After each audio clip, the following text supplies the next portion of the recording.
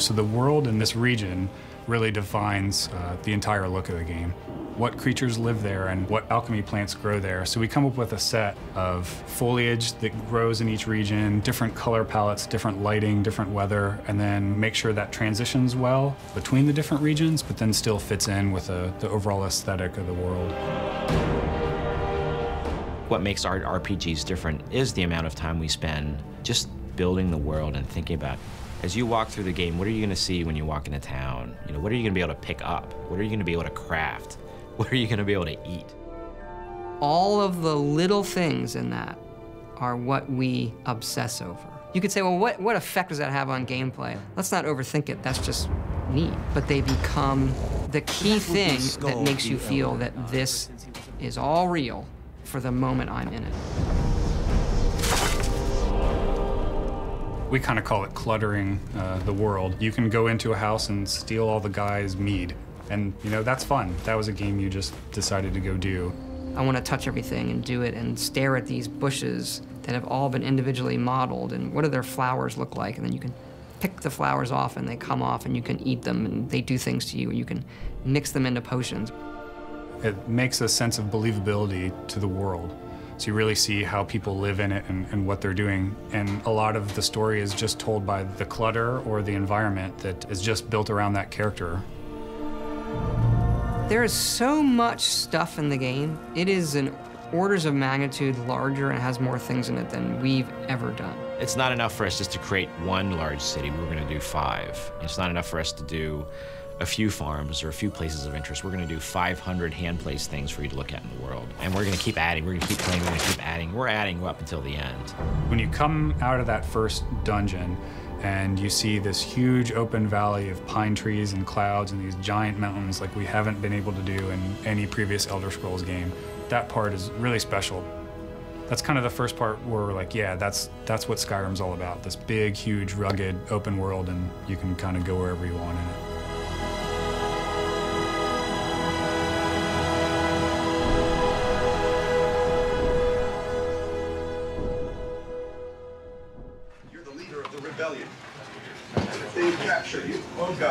Where are they taking us?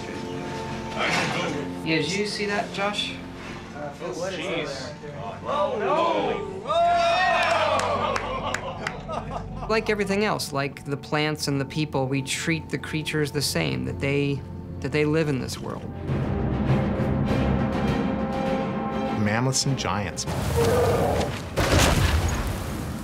Probably the coolest, because you can actually get kind of close to them. You can walk up, as long as you don't get too close, you can walk up and watch them sort of move on by like a slow herd. If you mess around with them, it's not going to be pretty. They're very powerful. Some of the principal villains in the game would be the Draugr. These are sort of mindless undead creatures. We have our trolls, porkers, who are these seals. A cool one that people haven't really seen before is the Falmer.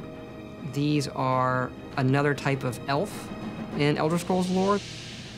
In Skyrim, the idea is that they've lived underground for a long time, so long that their eyes have all grown over. We have Hag Ravens. She's a really powerful magic user. Which are evil witches who have decided to trade some of their humanity for all kinds of evil magical powers. One of my favorites in concept and execution are these ice wraiths. There's a line in lore that Nords, when they come of age, will go fight an ice wraith. But we didn't really know what an ice wraith looked like. So we didn't want to do just a typical ghost specter thing. So we worked with one of the concept artists, and he had this idea for this really cool serpentine, crystalline ice creature. And they move on the wind. That's the kind of thing that feels more unique to this game. They're pretty terrifying.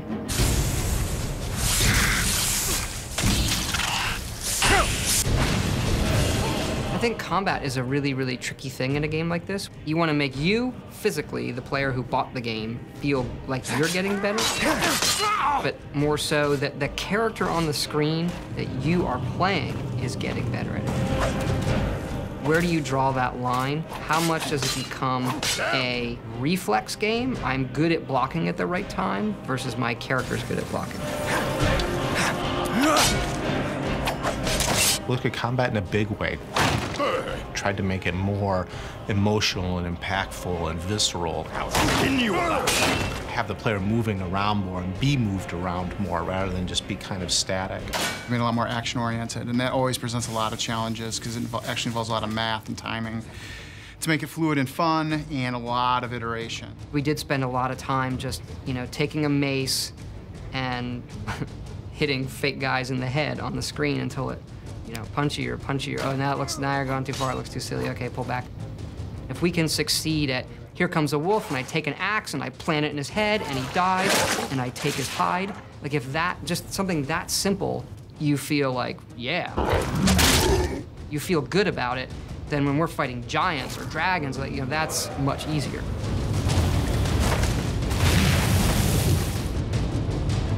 I might switch the camera move on this one, though.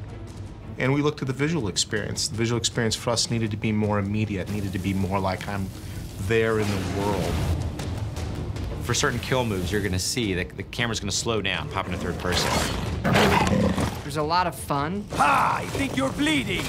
Going to some cinematic perspective quickly and watching your character do something really cool.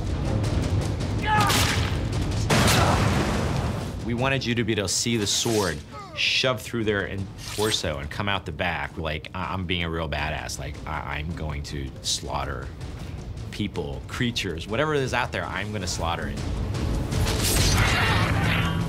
Tim Lamb had my favorite name for it, which was Violens.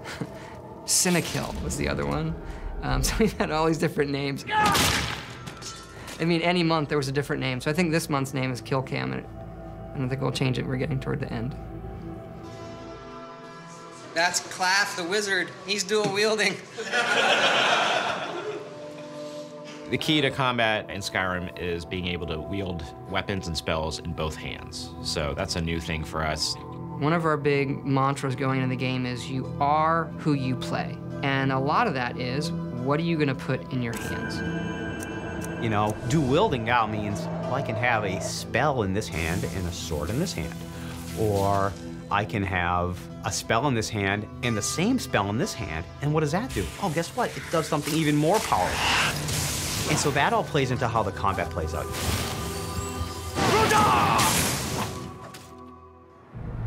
So this is the final state where, like, the beams fade away? And then this was the current test of the Skull Corruption cast. Basically, I've hidden the projectile. It's too bad we don't do more of this burning stuff. 10,000 times more than Oblivion already. The whole dual controller thing we're doing came from the initial magic design. With the spells, we knew immediately from the beginning we wanted to get something that was more of a wizard duel rather than just, you know, can I throw fireballs quicker than you can throw fireballs? Could we make it actually feel like something? So we wanted to be able to have two magic guys go at it, you know, in a really good, strategic, fun, and exciting way, like we can do with melee combat. We've also added new ways for the spells to be delivered. And so the way we treat fire now is it hits and it spreads, and it can spread a bit and do damage, and you can actually just take your fire spell and lay it on the ground, let guys run through it. And we really spent a lot of time, you know, focusing on magic this game, you know, just a ton more effort into, you know, all the unique spells and their visuals. The area effect is in, the casting art is in. With the magic system added to the mix here in Skyrim, almost a third of the gameplay is involving special effects being thrown at people. That's what I always imagined this room to be like, especially when the wizards start going with their spells. Forget the numbers and how much it kills guys. A lot of times you find a new spell and no one's around, you set it off.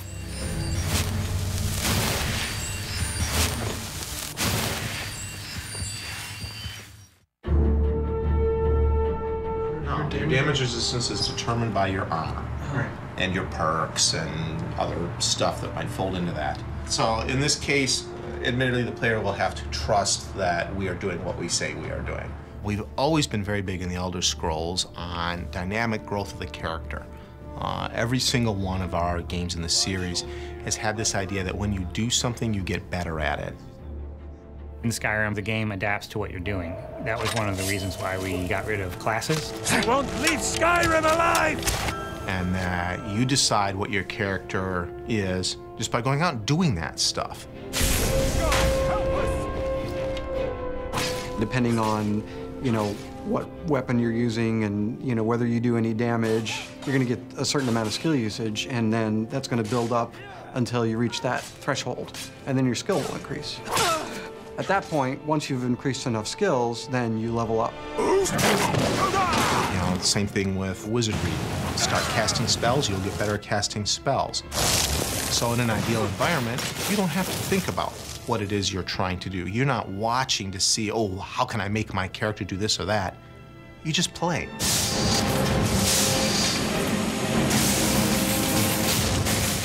And the game responds. The game responds by letting you become those things.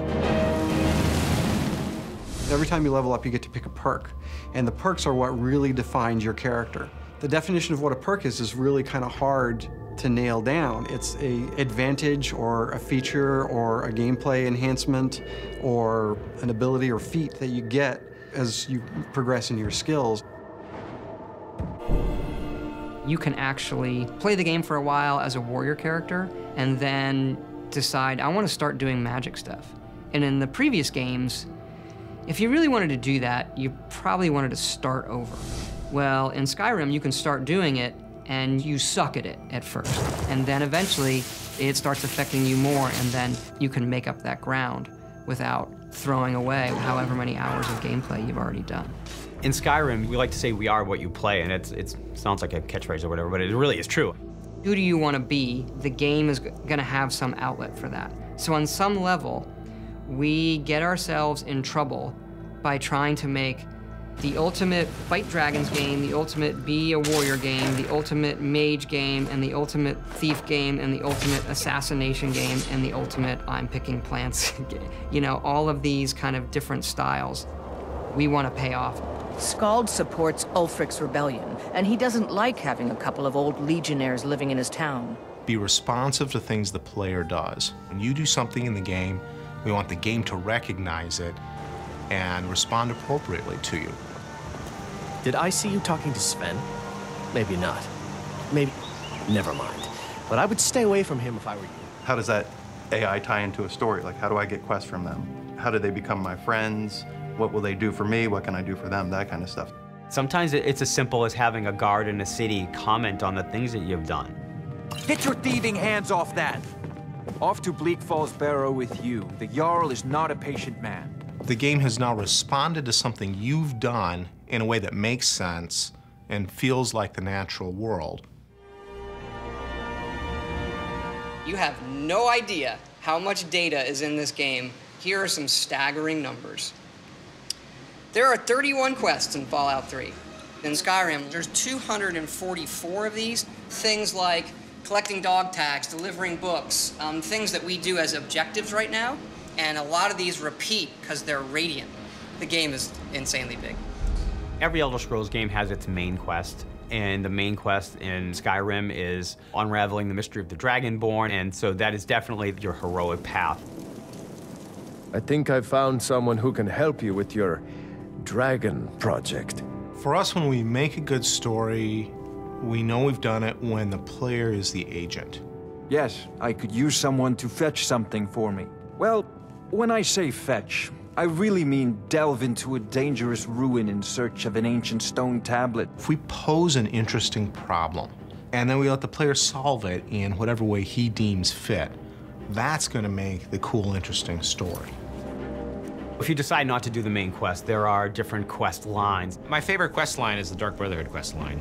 The Dark Brotherhood is the Assassin's Guild. They do this secret ritual ceremony to summon the Dark Brotherhood.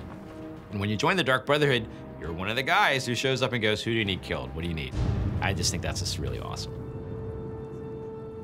We have this open-ended simulation. The games sort of offer this word sort of redemption, where, okay, I'm gonna play as a bad guy and do all this bad stuff. I'm gonna join the Dark Brotherhood and, you know, maybe join the Thieves Guild and do scummy stuff. You know what? Then I'm gonna do the main quest, which is more honorable. And then because you're put in these situations where you're sort of the good guy, you start to feel like that.